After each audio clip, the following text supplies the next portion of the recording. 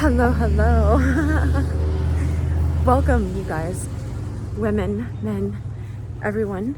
My name is Dr. Cheryl Meyer. Today we're going to talk about spiritual disciplines, specifically fasting. But don't be turned off by that subject. All this is like training, and understanding. It's just like Luke had to go to see Yoda, to go learn the ways of the Force. It's just like, let's understand why people do this. Oh, great. Know what they're gonna do. It's right when I start, right? They start doing the beep, beep, beep, back it up. Let's back it up in our life and figure out how to do this in a meaningful way, right? Do this thing called your spiritual path. Blessed, Jesus said this, right? And Jesus is always teaching about higher consciousness. Now, I always welcome all religions, whatever you are, wherever you are on your path, right, of life. But Jesus is teaching higher consciousness, so I'm not going to leave him out. He's always doing that. And so he's teaching, he said, blessed are those who hunger and thirst for righteousness, for they shall be filled, right? Blessed is a state. It's a state of blessedness I learned it in the Aramaic a few years ago. It's like shalom. Like shalom means wholeness in Hebrew. But this blessed is just like happy and content, like genuinely happy and content. Let's say in your true aliveness, your true vibrancy. Happy and content are those who hunger and thirst for righteousness. Righteousness just means, look, I put my heart on this morning. Right, I just put it on a few minutes ago, actually.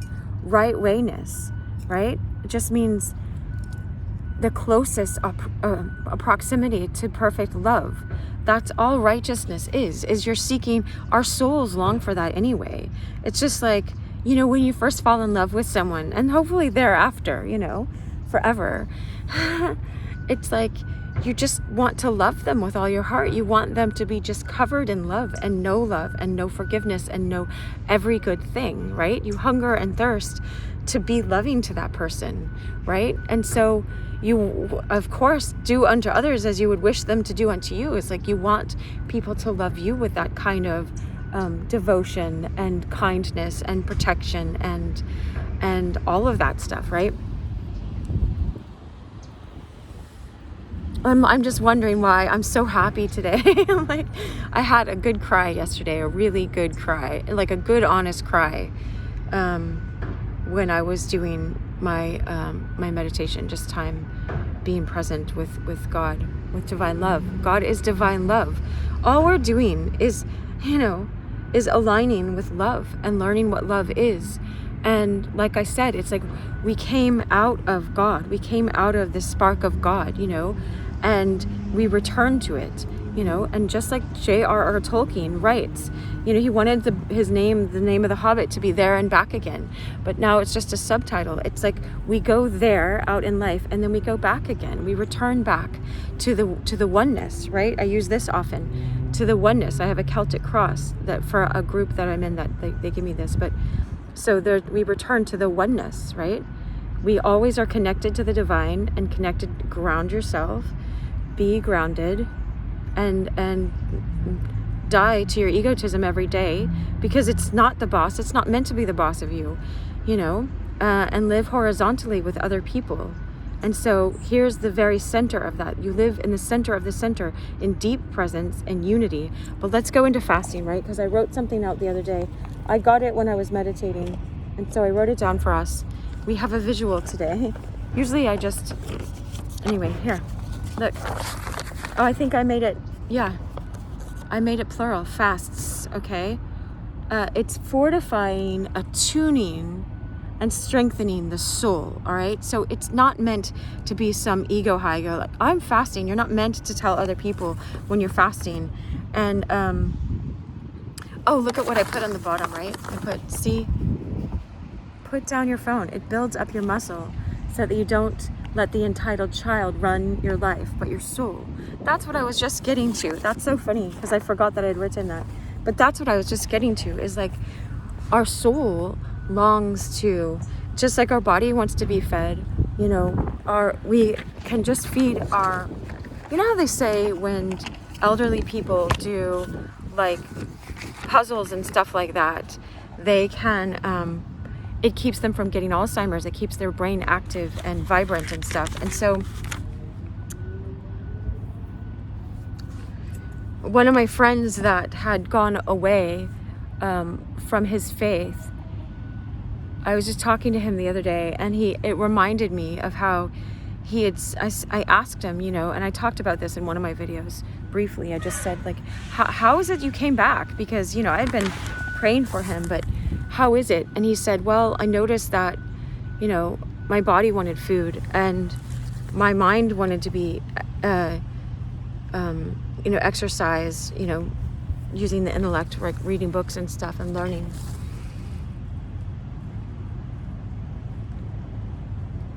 And his body wanted the exercise, and then he's like, oh, it's important to exercise my soul. I didn't put my makeup on yet today. Doesn't matter. Just be here with me. I wish you could just feel this sun on your face, you know?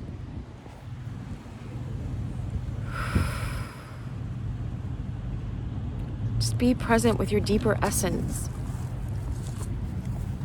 The more you, okay, so I'll talk about all this stuff, right?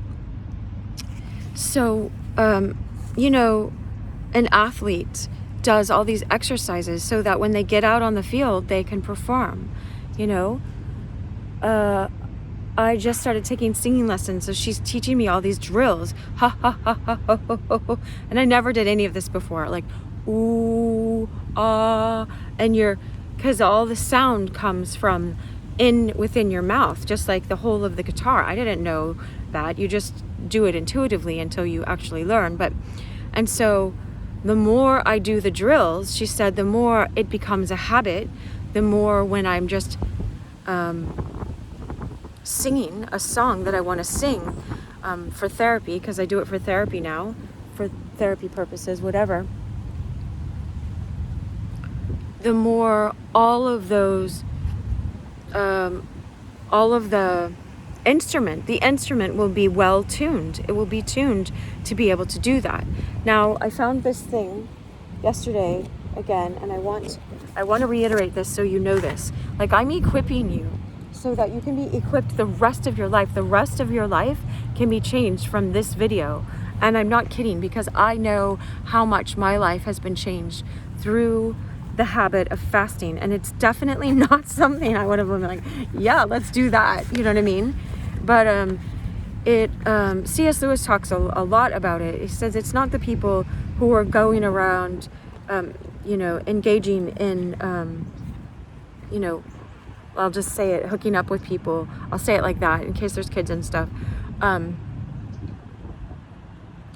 That know most about sexuality and what that is. It's like when you learn how to say no, the yes means so much more, you know.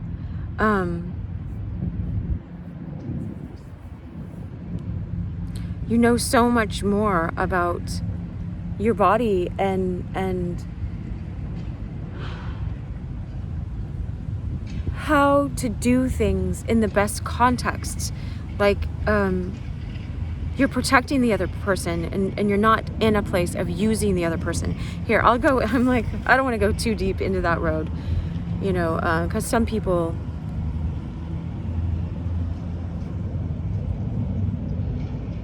anyway, we're going to just stay on fasting for now. It says the degree that you are a slave to your appetites, right, is the degree that you'll step on other people to fulfill that appetite.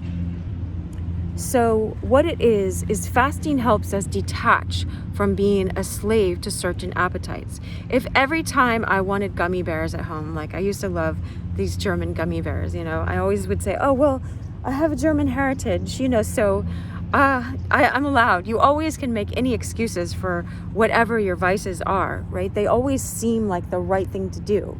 But if I'm always reaching for that, let's say there's a time where it's like, I want to fit into a dress for Christmas or something, for some dance or party or something, I don't know. And it's like, well, I'm going to have to lay off the gummy bears for a week.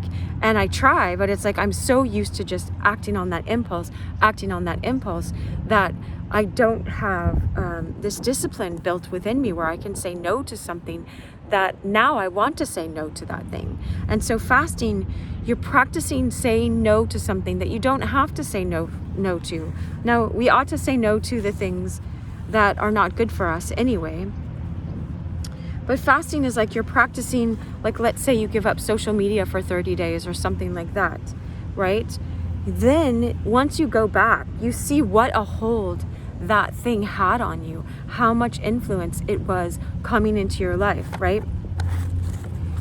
And so it's just like the singing or me doing push-ups helps me to be able to perform well, or me doing, splits for half an hour every day, doing my push-ups and doing my stretches helps me do the splits when I want to go throw it down. Doing on my roller skates, I do splits. But if I don't practice every day being limber and being flexible, there's my leg.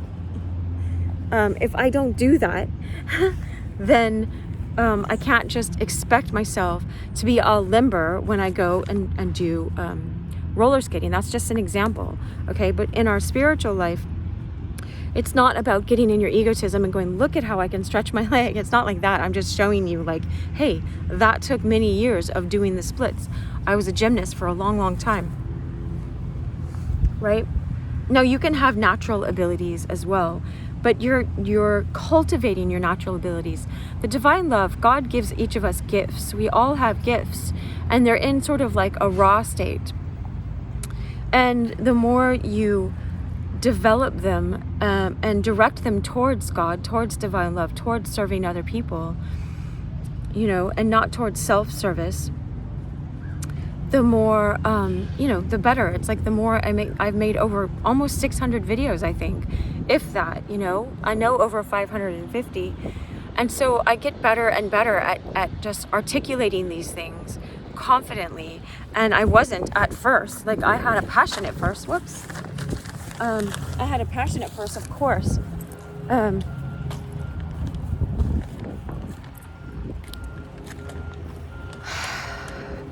But I had to get better at just going, all right, just say it, and don't be afraid to say it. And some people aren't going to understand. Some people are going to make fun of you.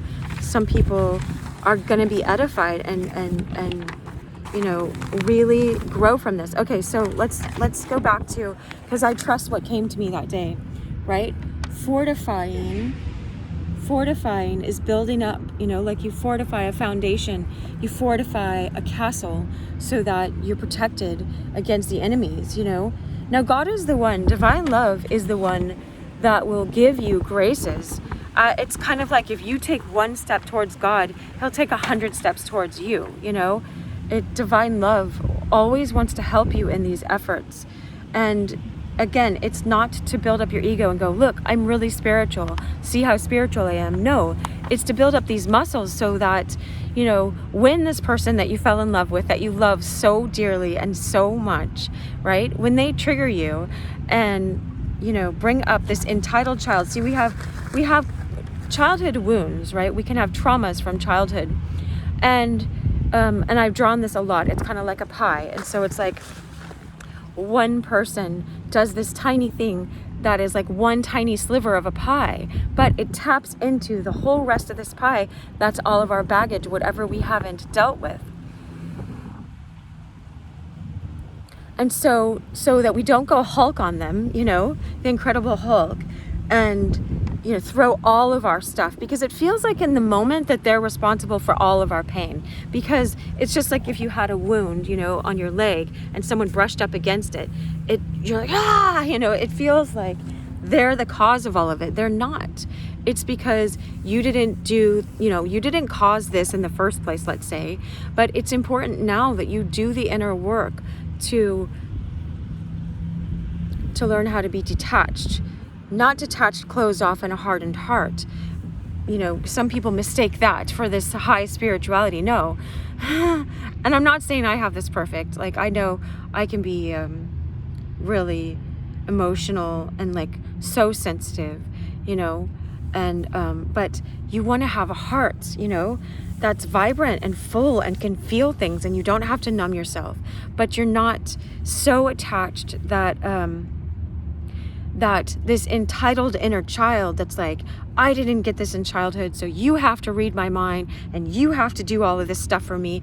And you're letting this wounded, it's a wounded, scared inner child. I have another video I plan to do on fear. You know, forget everything and run, or it's false evidence appearing real. I learned 2 different fears from other people. That anyway, so instead of reacting to this person, if you've practiced fasting, like let's say 1 day a week you cut out all desserts and alcohol or whatever, or if you have a problem with alcohol, you cut that out more or whatever. But let's just say, you know, you've been practicing that, and so or just not picking up your phone every time you have this inclination. It's like, no, I'm going to go a day, you know, only using it for work purposes or whatever. Then you're used to learning. You have that muscle built up in your arm, in your body, in your soul, in your psyche, in yourself, to say no to that thing, and so that you have more self-restraint to not freak out on that person when that stuff is coming up. All right, so you're attuning to the way divine love is. God is slow to anger, it says, you know. Blessed are the meek, for they shall inherit the earth. Right? It's like, and you're strengthening the soul. You're strengthening the soul. And I don't mean your soul needs to be stronger. Your soul already is. You already are that. You are a soul in a body. You're just strengthening, letting go of the flesh, letting go of your egotism, letting go of the moment take control over you. You're letting love direct you. Love, this love that comes from the divine love, like the sun, right? And shines through you, through your soul, to other people. You're not the source of that. It's such a relief. It's such a relief when you start learning this. I'm just learning this more in St. Teresa of Avila's Interior Castle. And so they've noticed this. I'll give you some psychology stuff as a psychologist, that there's patterns in your brain, you know, you develop pathways. It's just like a path that's well trodden. And if you keep going on this path of, you know, quick fix, because we don't realize our parents were doing quick fix to us. So they didn't teach us you're worth more than the quick fix, right? And so we just keep offering ourselves this temporary high. I'm not going to fast. I'm not going to restrain from that. That's not fun. You know, someone said that to me the other day. That's not fun. And it's like, well, you know, neither is it fun to be a slave to all your own appetites. That's not fun in the long run, right? So you're learning you're teaching yourself now how not to be a slave to your appetites. All right, someone's coming up to me. I wish you so much love. I got to go to a class. Much love.